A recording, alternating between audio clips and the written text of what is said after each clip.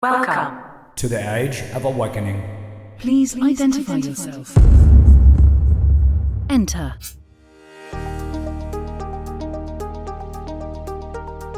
Hey, welcome back, Triple P Nation, for another week of the Triple P Life podcast.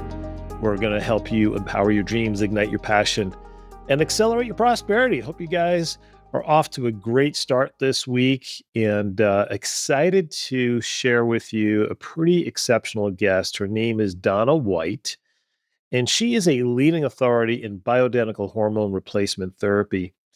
And really, for over 30 years, she has dedicated her life and her experience in teaching about this really important topic. She's the founder and executive director of education at the BHRT Training Academy.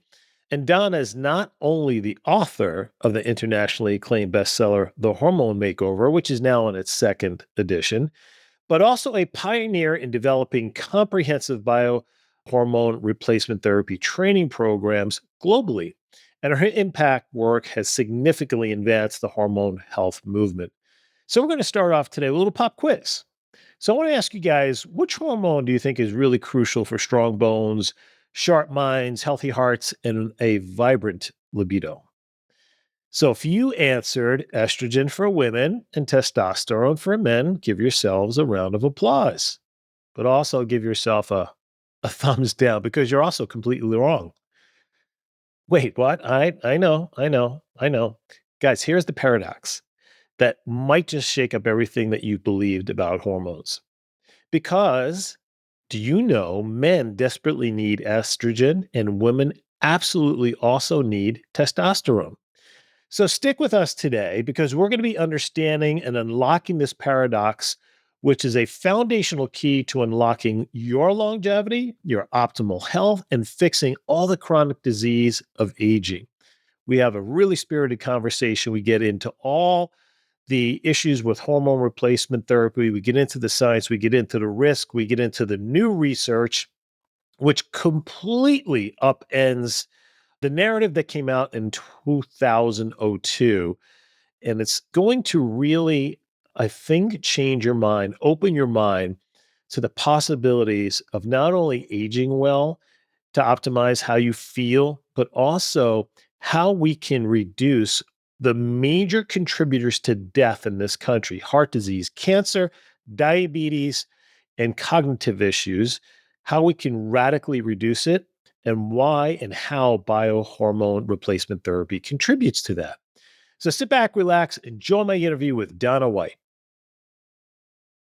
This week, I'm excited to have my guest, Donna White, who is a leading authority on bioidentical hormone replacement therapy and also the author of the acclaimed bestseller, The Hormone Makeover. Donna, welcome to the Triple P Life podcast. Thank you so much, Dr. J. It's an honor to be with you, and I'm looking forward to sharing something that will help your audience today. Thank you so much. Absolutely. So when did you write your book? Well, this is the second edition. I originally wrote the book back in 2009, and then with all the new research and such new information coming out, I re-released it last year. Great. So how did you get involved in this kind of work? What was your motivator and what really kind of moved you to get into this type of work? Oh, we have to start there, don't we? Sure do. Okay, well, here's the real truth. Back in my mid-20s, which was well over 30 years ago, I just turned 62 a couple months ago. Back in my mid-20s, I had a terrible case of PMS, Dr. J. Just terrible. Once a month, I had awful headaches, terrible periods. My skin would break out with acne. I was mean as a rattlesnake. And wait a minute. This is happening every single month. Okay, this is hormonal. I figured out it was hormonal, but I didn't want to take an anti-anxiety medication or the pill or something. I wanted to get to the root cause of the problem. I wanted to balance my hormones because, a lot of women have PMS and they think it's normal. It's common, but it's not normal. That's not the way every month is supposed to go for women. So once I started learning, that it was hormones and hormone balancing protocols, I realized what a transformation this could make. And, now I've been through perimenopause and menopause. I've been postmenopausal for 10 years. I know what hormone problems feel like. And I know what it's like to not have symptoms. I recommend that much more. There's no question that's a much better way to live for sure. And as you mentioned, it's incredibly common, far too common. As you also mentioned, it's not normal. And I think, that becomes the set point. It's just, something you have to deal with each month. And, you are going to have to suffer through that week or 10-day period of time. But that is not the case. And I'm so glad that you brought that up. So let's start with, I talk a lot about the environmental factors which contribute to hormonal imbalance. As we talked in our pre-show open, started a clinic called Revitalizing Health and Hormones about a year ago. We're about to celebrate our 1-year anniversary. I had my own personal experience, and it was revolutionary in my health, my physical performance. I'm 61, so I'm just a year younger than you are, and the quality of life. And I said to myself, I was doing it for about 2.5 years, and I was traveling many hours to go get the therapy done. And I said, why not bring it to my local community? And it's been nothing short of remarkable, the life-changing experiences that we have seen in just a short period of time. So with that said, let's start with first, what is hormone replacement therapy? And then secondly, what is bioidentical hormone replacement therapy? I'm so glad that you want to make that distinction. And congratulations on your new practice there. That is great. And you bring up a good point. It's not just women that have hormone imbalance, men do too. So let's distinguish between the different types of hormones. And that's so important because when you just bring up the word hormones, what quickly comes to mind for some people is, oh, hormones, those cause cancer. They cause heart disease. I don't want to do hormones. There's so much confusion around that topic. So I'm so excited to be able to help clear up some of that confusion. There's a number of myths associated with hormone replacement. And really what it comes down to is your exact question. There's different types of hormones. So there's bioidentical hormones and there's non-bioidentical hormones. So let's make this easy. So bioidentical versions of hormones are the exact same molecular structure as the hormones we make in our body, or we're supposed to be making in optimal amounts. So that's important because the exact same molecular structure means they fit perfectly into the hormone receptors. That's where the action takes place. They fit perfectly in the hormone receptor. We get the same effects and actions as our own human-produced hormones without the side effects. So the safety profile is very, very different than non-bioidentical hormones. So non-bioidentical forms of hormones would be hormones made from animals, like animal-derived estrogen, horse urine estrogen, Premarin, which used to be the main best-selling form of HRT, or synthetic versions of estrogen, or synthetic versions of progestins. Those type of hormones don't have the same molecular structure, so they don't fit perfectly in the hormone receptors. They don't dislodge perfectly, and they are associated with risk factors and side effects. And that's why I think there's so much confusion, Dr. J, is because a lot of people, including some scientists and clinicians, lump them all in the same category, and they're not the same. They are very different. I've been on hormones, bioidentical hormones, for 30 years. I think I'm probably the poster child or an antique or whatever, but they're very different. And that's part of the reason why there is such confusion. So many, even well-meaning practitioners and physicians misinterpret the data because they're not looking or distinguishing between which type of hormones the studies were done on. Makes a ton of sense. I did a series about a month or two ago on the crisis in American healthcare system, which is leading to rapid disease and loss of quality of life, the decrease in life expectancy. I mean, in a nation that's as rich as we are, and with all the medical technology that's available to us, that should not be happening. It should be the opposite. Shit.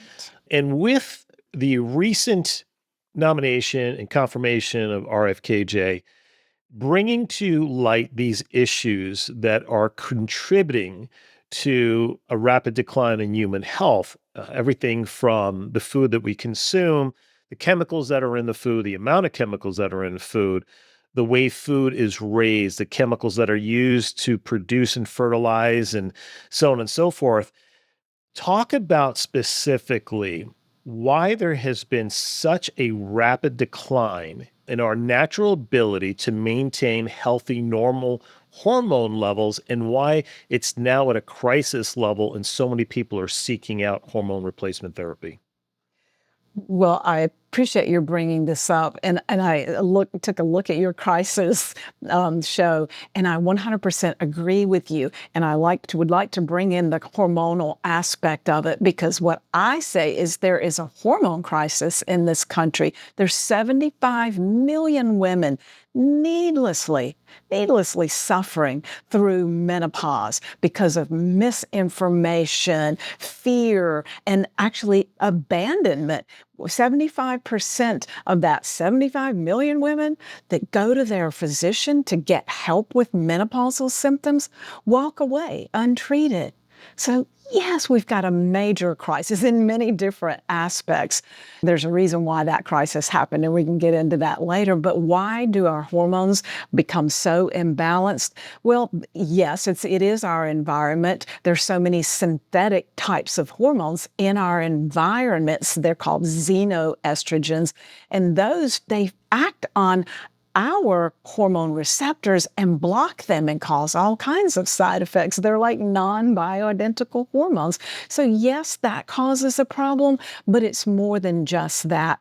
Stress plays a big role. As you know, the commonly, most popularly known stress hormone is called cortisol. Well, cortisol, if it's chronically elevated, fits in that hormone receptors and blocks it. It blocks the other hormones. It blocks estrogen from getting to the estrogen receptor, and progesterone and testosterone and thyroid. So stress, chronic stress, day after day after day, wreaks havoc on our hormone balance. That's one of the reasons why so many women struggle month to month, because they're stressed out, they're taking care of the kids, the job, the parents, oftentimes aging parents. The demands are relentless for many women, and it causes chronic elevations of cortisol. So that's one cause.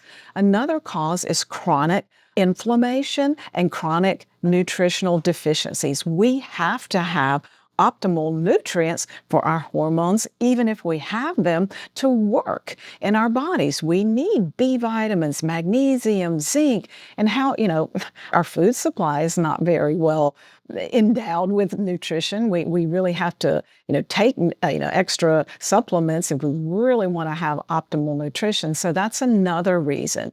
And so, hormones are dynamic. Yes, they fluctuate month to month in women, but then there is the natural age-related decline of hormones. Hormones are going to shift naturally because, for women, I don't want to have periods right now in my 60s. So hormones are supposed to decline with age, but just like PMS isn't normal, neither is menopausal symptoms. But anyway, so there is an age-related decline of hormones that normally happens. In our 30s, women start making less progesterone. We don't ovulate every single month. So as women go through their late 30s and 40s, they can end up with a lot of symptoms related to progesterone deficiency, like period problems and breast tenderness, hormonal headaches, and mood issues, all sorts of symptoms coming from a lack of that consistent level of progesterone. And then if you add stress to that and nutritional deficiencies and these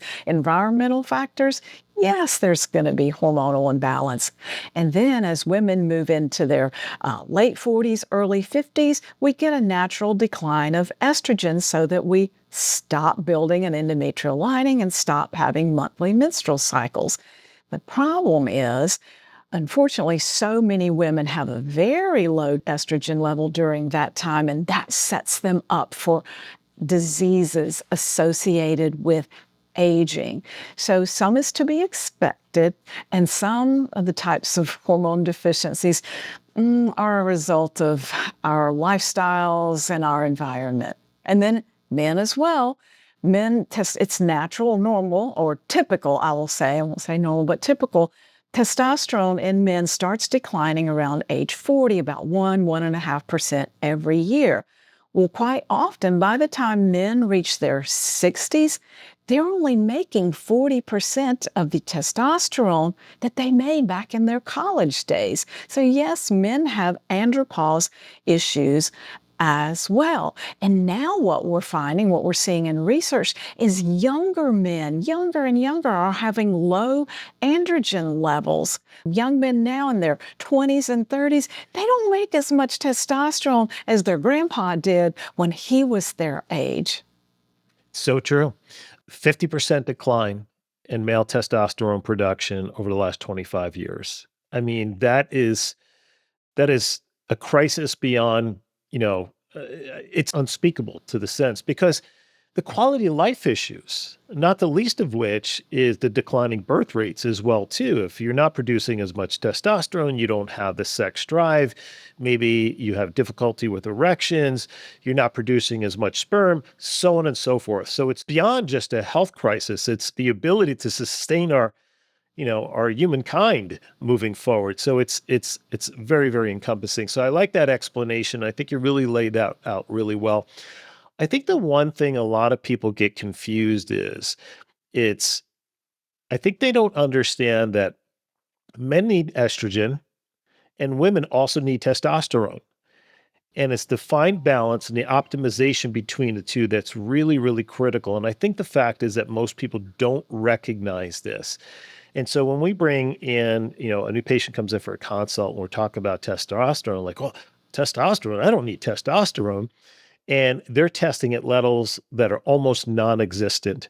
And they're wondering why it's being recommended. And all of a sudden we begin care, we begin therapy, and they start to regain their life in a manner which, maybe perhaps it was like in their 30s, and they're like, I can't believe I could have felt this way again. So talk a little bit about the need for each, the balance between the two, both male and female, when it comes to estrogen and testosterone. Well, I think let's bring in progesterone too, because in women, the estrogen and progesterone are supposed to be in balance. And when they're not, that's when there's a lot of issues, such as PMS and the perimenopausal symptoms. So that's really important. And then, for men, yes, men need a little estrogen, but unfortunately, often with age and other factors like inflammation and so forth, they're converting too much of their testosterone to estrogen. And then if men pack on a little weight, abdominal, or they get man boobs, that can be related to too much estrogen. And the more adipose tissue men have, their estrogen rises. So it's all about optimal levels of all of these hormones. And what that really comes down to, Dr. J, as you know, is appropriate testing. Yes. People need to be properly tested for their sex hormones, the estrogen, progesterone, as well as the adrenal hormones, DHEA, and a proper testing of cortisol and thyroid and insulin, because it's all about the balance of all of these hormones and optimal levels of all of these hormones to, yes, address symptoms, but also to prevent diseases associated with aging. So before we talk about who would be a good candidate and when would they know that they need to get tested, let's talk specifically is why is the medical profession ignoring this? Why is it we see so often men and women come in and they say, I spoke to my doctor about this and they wouldn't test me, or they said, you don't need it, or you don't need to be tested.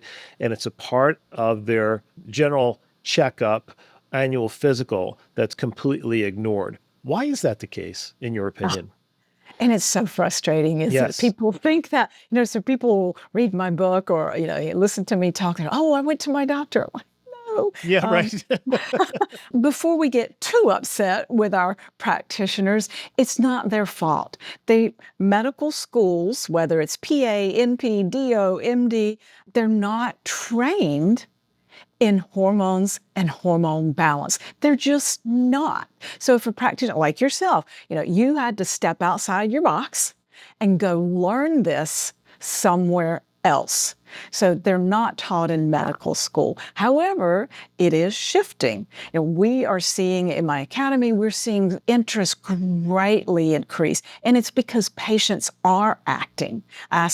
They are going to look for help. It's like a patient-driven movement, in my opinion, because people are now more aware of hormones. But if you want to really know what happened to a generation of medical providers, it was one study that came out back in 2002. I'm sure you're familiar with it. It was the Women's Health Initiative, and that study wasn't done on bioidentical hormones. It was done on horse urine estrogen, and it was done on synthetic progesterone, and it was stopped 5 years early because the women in the study were getting breast cancer, and they were having increased risk of cardiovascular issues, and that hit the media big. It was all over the news. I remember where I was that day. I was at a hormone conference. Anyway, so overnight, the use of HRT plummeted like 80%. Well-meaning doctors yanked their patients off of hormones. Women were afraid. But what happened was it caused a whole generation of medical providers to suspect hormones, to think hormones cause breast cancer and heart disease. So it really set back this hormone crisis by 2 decades. But it's changed. It's shifted. Just within the past few years, studies have come out explaining, even the original authors of that one study came out 18 years later and said, wait, that's not really what happened. We've reanalyzed our data, and what we found is that estrogen reduced the risk of breast cancer 23%. And if the women on estrogen got breast cancer, they had a 44% less risk of dying from it. That has helped our movement a lot, but it's not just that one study. We have many other studies that corroborate that. And we can talk about the whole breast cancer thing if you want, but that's what happened. That one study just threw everything into a tailspin, but we're coming out of it. Yeah, and I also want to talk about in regards to when it's as far as testosterone goes, when I was initially looking into HRT and I had met with a provider, I remember early on in my training back, 30 something years ago, the relationship between high levels of testosterone and prostate cancer. So that was my initial concern. Is this going to elevate my risk of prostate cancer? And lo and behold, after I dug in and did a lot of research, what I found out was, and then also speaking with a close friend of mine who's a urologist, I found out that actually testosterone therapy reduces your risk of aggressive testosterone cancers. So it actually helps protect against the types of testosterone cancer that unfortunately leads to, death. And so I spoke with him at length about this because I, respected his opinion. And he said to me, Jay, he goes, I would recommend it. He goes, I have no problem with it at all. And he goes, and I'm recommending it for more and more of my male patients. So I want to ease the guys out there if that's a concern that you're thinking about, that again, that old data that was out there, it becomes then the narrative no longer really exists, and the research doesn't support that. Can I add one comment to that? Sure, Because I of love course. that you brought that up. So in terms of testosterone for men, not only does it not increase your risk of prostate cancer, testosterone is highly cardioprotective in men. And if you think about it, again, I keep coming back to receptors. Hormones work by activating or acting on the receptors. The greatest concentration of testosterone receptors anywhere in the entire body, it isn't the male genitalia, it's the heart. Your hearts, men's parts need optimal levels of testosterone to help protect them from cardiovascular disease. It's true. And I think that study that came out, I believe it was 2021, it could have been 2020, found a 50% reduction in cardiovascular disease with I men believe on that was the testosterone. Traverse study, Yes, maybe. that is correct. So I think it's so important that we're talking about these myths and misconceptions that are out there. One additional point I want to make in regards to our medical provider friends, people probably don't even know this. They are required to follow certain protocols. So when you go in for an exam, they're required to test your blood pressure and your blood sugar levels and your lipid panel, but they don't test your hormones. And in fact, even if you request it, they're probably not going to test it because it's not going to get paid for. And so the reality is currently it's not in the protocols. And so it's outside their scope per se. And so therefore it is never going to be brought up in a part of a wellness assessment or a basic annual physical. Correct. Sad to say. You're So right. true. So true. So let's talk about who is an ideal candidate and when should someone consider finding a provider like ourselves or yourself or people that are out there who are specializing in this work? And is there an age restriction, either too young or too old? Okay, so the age and who's a candidate. Okay, so I think one consideration is to learn about the symptoms, or let's talk through symptoms a little bit. I can go through this pretty quick. There's 7 common symptoms. I call it the 7-question hormone quiz that can give you an idea of whether or not your hormones could be out of balance. The first one is sleep issues, poor sleep, unable to get to sleep because you put your head on the pillow and your mind starts racing, thinking all of those things you should have done, still have to do, can't forget tomorrow, or going to sleep just fine, but waking up at 3 o'clock, 4 o'clock, 5 o'clock, can't get back to sleep. So if you're having chronic sleep issues, hormones directly impact the quality of our sleep, the depth of our sleep, whether we wake up feeling refreshed or not. Number 2, energy level. If we're tired, kind of a low-grade fatigue day every day, or tired in the afternoon, instead of being on top of your game, you'd rather be on top of your desk, taking a nap between 3 and 5 in the afternoon, or real tired in the evening, like for women or people that they work all day, they come home, they do all the household family stuff, and just want to go to bed early because I'm so tired. So that fatigue can be associated with different types of hormone imbalance. So that's fatigue, that's sleep, and then weight issues, chronic weight issues, unable to lose weight or maintain your waistline despite doing everything right. Hormones absolutely impact our metabolism. Too much estrogen, not enough estrogen. Too much progesterone, not enough. Low testosterone, high testosterone, thyroid issues, insulin issues, high cortisol, low cortisol. Every single hormone affects our ability to maintain our metabolism. And it's frustrating for women when they lose their estrogen. If their estrogen drops too low, on average, most women gain 20 pounds at menopause. However, if they're on hormones, they do not. Okay? But remember, we're talking about the right kinds of hormones. So we've got sleep, fatigue, weight, and then poor memory. Not able to remember what in the world you went to the pantry for, or word, there's a word in your brain, but it just kind of won't come out, your mouth. So cognitive function absolutely is connected to all of our hormones. Hormones affect our brain function. And then next is mood issues, anxiety, depression, weepy, crying at commercials, or mood swings, irritable and grouchy one minute, then crying the next.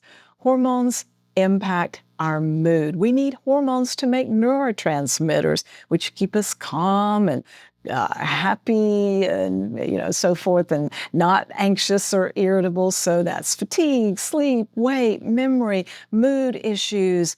And then there's the PMS symptoms. Everybody's pretty familiar with those, the period problems, the hormonal headaches that might happen before your period, or the perimenopausal, menopausal symptoms. That's pretty common. People pretty usually recognize those, like it's the hot flashes or night sweats or vaginal dryness or low sex drive. And as you mentioned, some andropause symptoms like less powerful erections and ability to maintain muscle mass in men.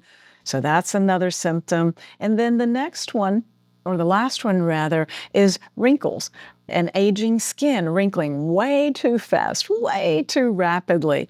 When estrogen drops for women, we lose typically 30% of our collagen at menopause. Well, that's going to show up, right? Sure. 30%, that's a lot. And what we know from one study is that women with low estrogen look 7 years older than women with normal levels of estrogen. So those are a few symptoms that might indicate that, I might need to get my hormones checked. And the frustrating thing about those symptoms, I think, is that people aren't always aware that they're connected to hormone imbalance. So thank you for letting me bring those up. So it's important to be tested thoroughly and properly by somebody like what you just said, somebody that's well trained in hormone balancing and hormone balancing protocols. And at whatever age, that's another misconception. Some women think, oh, I'm too young to have hormone problems because I'm not in menopause, I'm only 20 or, in my 30s. Well, hormone imbalance can start at any age. There can be PCOS in younger women or, excessive stress hormones or, they may not be making enough progesterone or making way too much estrogen and not detoxifying it properly. And then some of the older women in my age range, 60s, they're like, oh, I'm past all of that. My hormones are fine. Not necessarily. No. I think anybody and everybody should be assessed for hormones and their hormone levels properly. And as far as who's a candidate, well, if you think about it, if we're balancing hormones or replacing low levels of hormones with bioidentical versions, which again are the same as our body is supposed to be making, well, everybody's a candidate. It's the same hormones you had in your body at appreciable levels since puberty. So to really, except, someone does have active breast cancer or prostate cancer, they're not going to be a candidate. But generally speaking, most of the population is a candidate. We have patients as young as their late 20s and in their 80s. Yes. Who have started. So it's never too late. It's never too late. And even, my gosh, the stories that they tell, especially in their 70s or 80s, they just think it's like the magic bullet. You know what I mean? Oh, yeah. Wow, I didn't know I could feel that way again. As you were speaking, there was a few things that came to mind. I started when I was 58. A friend recommended me to go get checked, and I had never had my testosterone checked. As far as lifestyle goes, I'm pretty diligent and disciplined in my lifestyle and, workout, recovery, rest, nutrition, as far as what we put into our body, so on and so forth. So I didn't think, I was going to really have an issue. I got tested. My levels were at 555. And again, if I would have took that into my medical provider, he would have been like, that's amazing. You're great. All good to go. But when I went back to the provider who did the testing, she said to me, she goes, it's good. It's not optimal.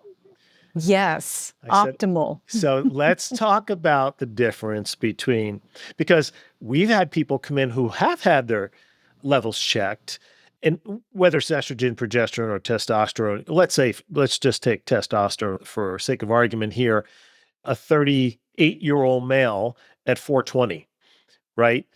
Mm-hmm. What's the difference between that's good, quote unquote, and optimal? That's such an important question. Just because a hormone falls within a range, whether it's the low end of the range or the top end of the range, that doesn't make it optimal. And if you're symptomatic, it needs to be addressed. And what we know about men, I'm glad that you brought that up. So most men, if we're going to talk testosterone, are symptomatic at 500 or less. Yes, you fell into the range, but who wants to have barely enough? Sure. I don't want barely enough to say I made the bottom end of the range. Right. I want to feel good. Right. I'm in my 60s. I know I'm going to be a little old lady in the near future, but I want to be a cute little old lady, and I want to have energy, and I still want to be, dancing and sitting on the beach, and I still want to do and remembering my kids. I still want to feel good, and it's about prevention because like you said earlier, diseases occur with aging, and do we want to stave them off, or we just want to let it happen? So it is about optimal versus normal. And, we could talk about that in terms of thyroid or estrogen or any of the hormones. Optimal levels is where we, ideally where we want to be and feel our best and thinking prevention. And you have to think too, where do these labs get their ranges? Very, very broad, and they come. Lab ranges are based on people that are sick, that are older. I mean, they're so broad. They don't account for ages, or well, sometimes they do account for ages, but they don't account for how are these people feeling. Yes. Yeah, it's so true, which then brings to my next question is what's optimal for me, optimal for 10 other guys? Not necessarily. How do you feel? And we want to keep it within, certain guardrails.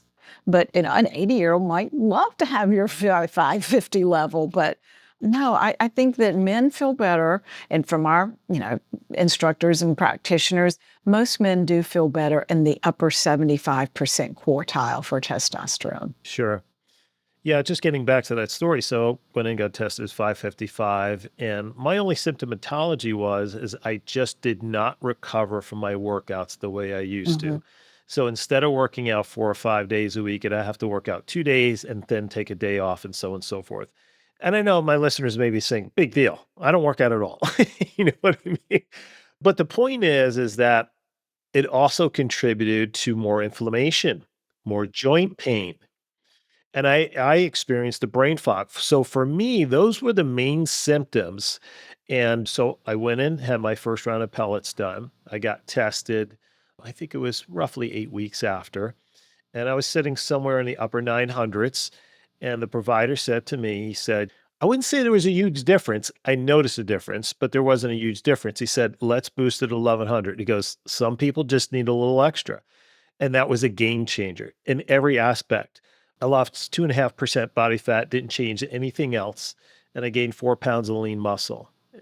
Again, lifestyle didn't change, workouts didn't change, other than the Mhm. fact that I was able to recover more and work out more intensely. That was what I noticed as far as the difference. And then it was just a game changer for me. And then my wife went, and then the changes that she experienced was just over the top because she was also postmenopausal. All the things that you had described, she went through. And Yeah. literally within 2 weeks, it was like she was a new person. Oh, that's fabulous. I love hearing that. Can I add one more thing to your Sure. mail, since we're talking about men here? Yeah. Even though some men will mistakenly think, oh, my testosterone's probably fine because I still have a sex drive. Sure. You can still have a normal sex drive and have low testosterone. So I just think that's an important point to bring out. Yeah, I think that is a very, very good point. So let me ask you this. Some people say, well, I heard once you start, you have to continue for the rest of your life. How do you respond to that? How long do you want the benefits? Yes. I want them until I Right? leave. Yes. Exactly. Exactly. It's interesting. We've had a few clients who started, felt really good, and they're like, well, I just want to see how it goes. Within 3 weeks of their scheduled next repelleting, in other words, 3 weeks beyond that, they're calling, I need to get back in. I feel like crap. I do. So in other words, what happens is there's a new set point and they forget how they felt prior to their care because they're just feeling so good. And they think, well, okay, I'm good now.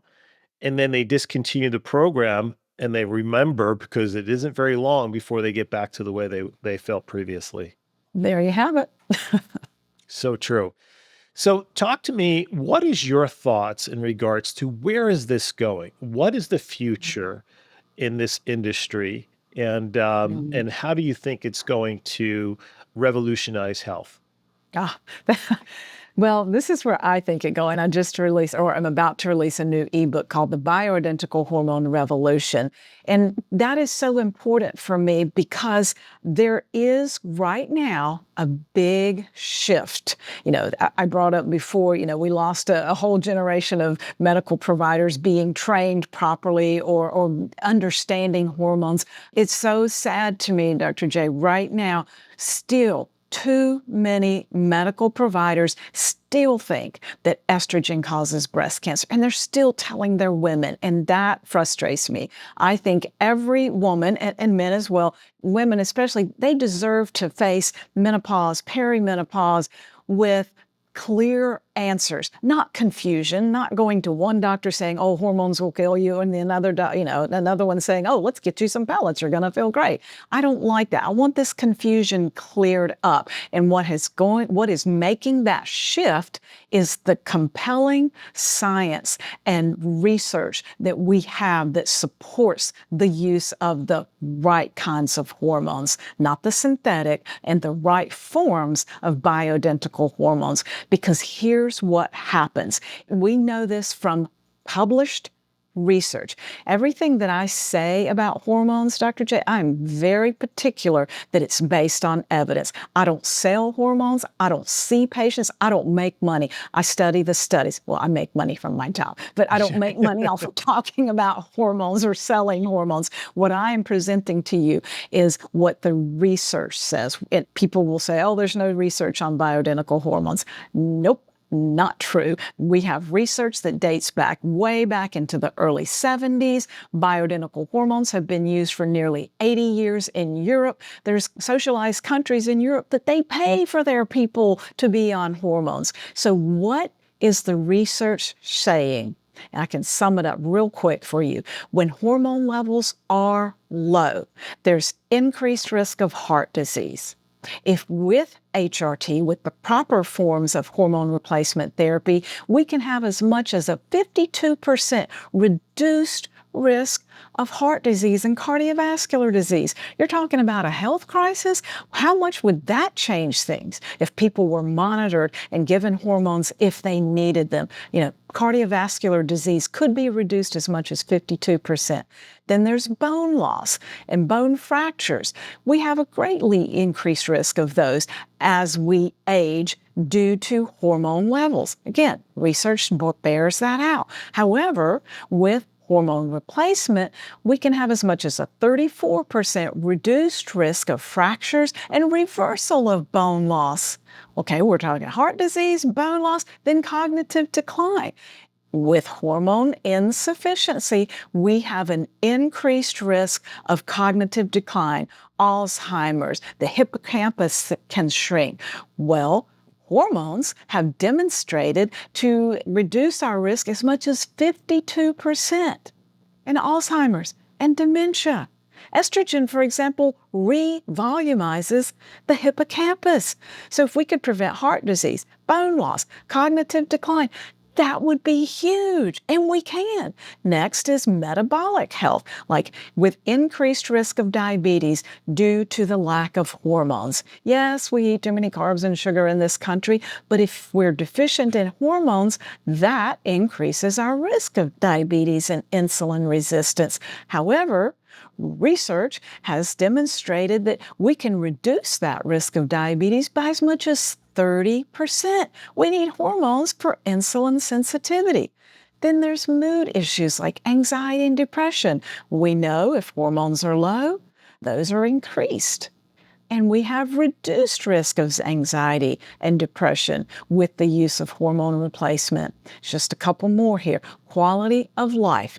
With low hormone levels, what we know from research, people don't sleep as well. They don't get deep sleep. They gain weight. They don't live as long. Women on hormones live longer. They sleep better, they gain less weight, and they look younger. And then there's sexual health. Without hormones, we can lose, and research shows this, sexual function and interest. Well, with hormones, we can have improved urogenital health. We can have better libido.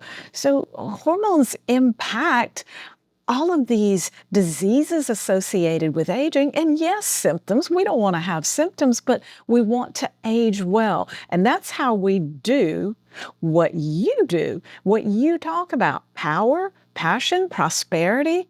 We want to look and feel good. And when we don't feel good, how are we supposed to be powerful and pursue our passions and pursue prosperity? So I like the name of your show. So that's why I wanted to bring that in there. I appreciate that. Thank you. I do too. Thank you. I appreciate that. Yeah, what you're talking about just boils down to quality of life. How good do you want to feel? We just came back. We were on vacation with her family, and I have a 7-year-old granddaughter who's, she's awesome, but she has ungodly amount of energy. And be able to keep up with her and just have fun and be able to, like, no limitations, and be able to do the things that you want to do and not use age as an excuse to no longer to be able to do it, and to be able to do it still at a quality level, to feel good about yourself and to look forward to the future. Because let's face it, when you don't have hope, you have nothing. And so being able to look towards the future and go, I have a clear path to live my very best life mentally and physically, as long as humanly possible, as God will allow me to stay on this planet. I have the formula in place to do it. Why wouldn't you want to do that? I don't know, because we do have the ways, the methods to prevent, hormone decline and restore that. And yes, lifestyle and good nutrition and supplementation, all of that is important as well. But I want to do as much as I can. I just don't want to fall prey to the ravages of aging. Absolutely, because you talked about 3 of the 4 highest common causes of death that, optimizing your hormones reduces significantly. And then I also want to encourage people to understand that you're not a victim of your genes, right? The reality is 97% of all disease, according to the AMA, is lifestyle related. So this is a key component. And one of the things that I think that makes us unique in our clinic is we look at it in a comprehensive way to make sure that there are the appropriate lifestyle and behavioral changes necessary to complement whatever work you're doing in the clinic. Because if you think that just doing HRT alone or BHRT alone is all you have to do, that's not how this works, right? There has to be, to get the most out of it, a real look and assessment and lifestyle and some slight modifications. And again, you can achieve anything you want. And I like what you said about our genes dictating, and that brings to mind 2 points. Some women think, because my mother had breast cancer, and my sister and her sister, I could never take hormones. That is not what research tells us. And so just because they may have had that gene, that does not exclude you from taking hormones. Actually, hormones are protective. You brought up testosterone in men. Well, testosterone in women may reduce the risk of breast cancer by 40%. Progesterone is so breast protective. Half of all breast cancer, they found out way back in 1981, the year I graduated from high school, Johns Hopkins did a study and found that half of all breast cancer could be prevented by having a normal level of progesterone. Since then, there's been a myriad of other studies supporting that. And now we know estrogen is protective. So just because you might have that gene doesn't mean you can't take hormones. And there's so much you can do to protect yourself. And the Alzheimer's gene, well, okay, then let's do everything we can to protect our cognitive function, whether it's hormones or fish oil or good supplements or exercise, all the things that we know that you can do to support your brain health. We don't have to just bow down to whatever our genetics may have to say. It's a really good point. I recently spoke at a wellness conference, and I brought up that statistic, 50% reduction in testosterone in the last 25 years. And someone asked a question, is that a genetic thing? And I said, well, here's the reality. Our genes have not changed in almost 50,000 years. They're exactly identical as they were then. So no, this is not, it's an environmental thing. It's a lifestyle thing. It's a habit and behavior thing. Some, right, that we have to take ownership. Some we have no control over. Like, we can't control the pesticides that are in our food or the chemicals that are in our food and so on and so forth. So there's some personal responsibility, and some of it you just can't control. The lotions the makeup are all endocrine disruptors, that are affecting your body's ability to maintain optimal or healthy hormonal levels. And I think that's a part that a lot of people don't realize. I 100% agree. And you can detox those receptors, and you can do as much as you can, but to help your receptors work better. But let's just do as much as we can with what we know rather than follow. Right. So, because you use the word a lot, define what a receptor is, so people can make that understanding of receptor. She's mentioned that a lot. What is a receptor? I have. I'm sorry. It's okay. It's all good. Thank you. Let's clear that up. Yeah. So if you think about hormones, they work kind of like a key fits into a lock, okay, and opens up the door, unlocks, okay? So hormones have to interact inside the cell to deliver messages, like hormones run everything. I heard somebody say last night that hormones are like a software program running everything. So hormones deliver messages to your cells in the receptor. So that's messages like balance blood sugar, build bone, it's time to have a period. All of these physiological processes in our body, I think it's like 98%, it's a huge percent of our physiological processes are activated by hormones, these chemical messengers. That's what hormones are. Simple way to think about it. They're chemical messengers that deliver messages. And they do that at the receptor level. So what you've brought up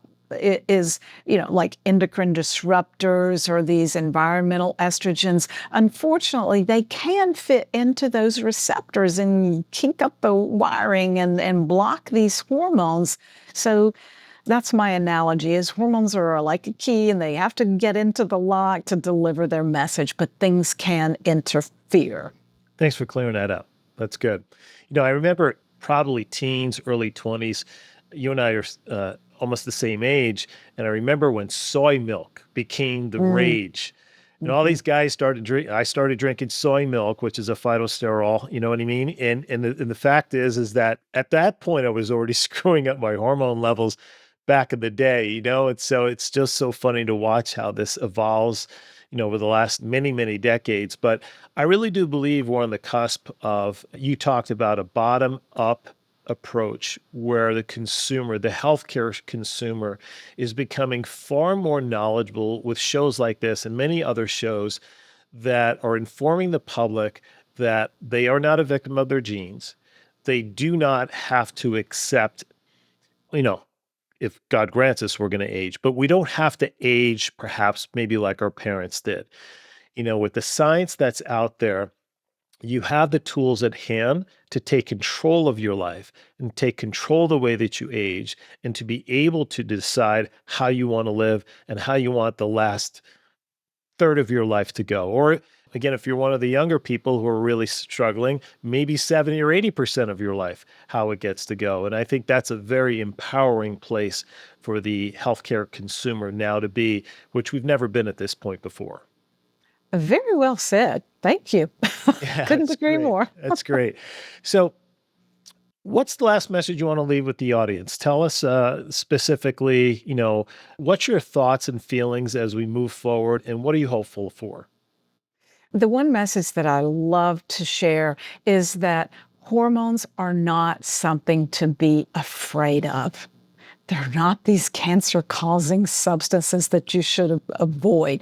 They should be understood, used appropriately when needed, as tested, get them into balance. Some hormones get too high and we don't take a hormone and we have high levels of stress hormone or high estrogen. Some women make too much testosterone and they have polycystic ovarian syndrome. So I guess my message is, hormones are not something to be afraid of. They're something to be used when indicated and, gotten back into balance, and that you don't have to suffer with symptoms. You just don't.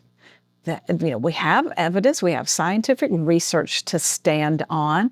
And so if you're concerned that maybe your hormones out of balance, find somebody who is well trained. Again, don't be disappointed if your family practice doc or your gynecologist doesn't give you the answer you want to hear. Go find somebody that is well trained in hormone balancing protocols and work with them.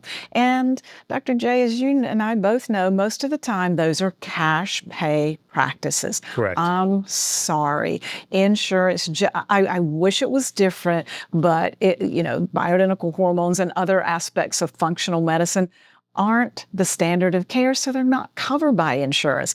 Insurance will cover it once you get breast cancer or once you have heart disease. I don't want to wait till then. I want preventive medicine. So you are going to have to invest in your health if you want to live and age well because of the nature of the standard of care that it is, in our country. But it's worth it. It's so worth it. You're a living example of that. I am. So it's going to cost a little bit. I'm so glad you brought that up. And the distinction I make when people ask that question is your health insurance is not invested in you becoming well. Your health insurance is to get you out of crisis and nothing more. It's no different than your vehicle.